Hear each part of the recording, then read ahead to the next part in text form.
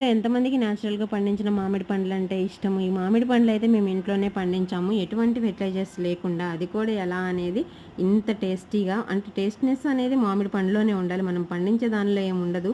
ఎందుకు అనంటే మామిడి పండు ఒక్కొక్క చెట్టు ఒక్కొక్క రకంగా ఉంటుంది. అన్ని పండ్లు కూడా తియ్యగా ఉండవు. అన్ని పండ్లు కూడా పుల్లగా ఉండవు. ఇంక మేము ఇక్కడ వచ్చేసి బంగినపల్లి అంటే రసాలైతే తీసుకొచ్చామనమాట. ఈ తీసుకొచ్చిన పండ్లన్నీ కూడా ఎలాగ ఇంట్లో పండిస్తారో మీకు ఈ వీడియోలో చూపించేస్తాను. ముందుగా తీసుకొచ్చిన పండ్లను ఓవర్ నైట్ వాటర్‌లో వదిలేసేసేయాలి.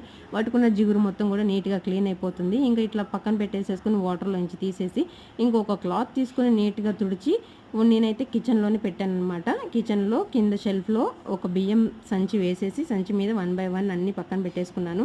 వాటర్ మొత్తం కూడా క్లీన్‌గా తుడిచి ఒక 10 మినిట్స్ డ్రై అయిపోయిన తర్వాత ఈ సంచి మీద వీటిని పెట్టేసేసి పైన ఒక క్లాత్ కప్పేసుకుంటే ఒక 4-5 డేస్‌లో పండుతూ ఉంటాయనమాట. అన్నీ ఒకసారే పండవు. కొన్ని కొన్ని పండుతూ ఉంటాయి. ఇక్కడైతే ఈరోజు మాకు ఒక 6, 7 కాయలు పండిపోయినాయి. మా ఆయనైతే ఇంట్లో మామిడికాయలు ఉన్నాయి తినటానికి ఏం మాయరోగం అని చెప్పేసి తిడుతున్నాడు. నాకేమో తిందామంటే డీహైడ్రేషన్ ప్రాబ్లమ్ అనమాట. సో, అందుకని చెప్పేసి నేను ఎక్కువ తినలేను.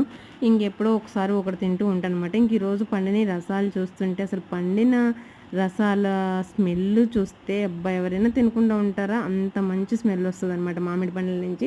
సో, ఈరోజు ఇంక కొన్ని కొన్ని డ్యామేజ్ అయిపోతూ ఉంటే ఆ డ్యామేజ్ అయిపోయినయి పక్కన పడేసి ఇంక మంచిగా ఉన్నాయి తింటమే. ఇంక బంగినపల్లి మామిడి పండ్లు మా బుడ్డోడు తింటాడు. ఈ రసాలైతే తినడనమాట. వాడు కొంచెం పీచు పీచుగా ఉంటదని చెప్పేసి. ఇంక వాడు తింటాడేమో అని ఇచ్చా కానీ తినలేదు. ఇంక నేను తినేసాననమాట ఒకటి.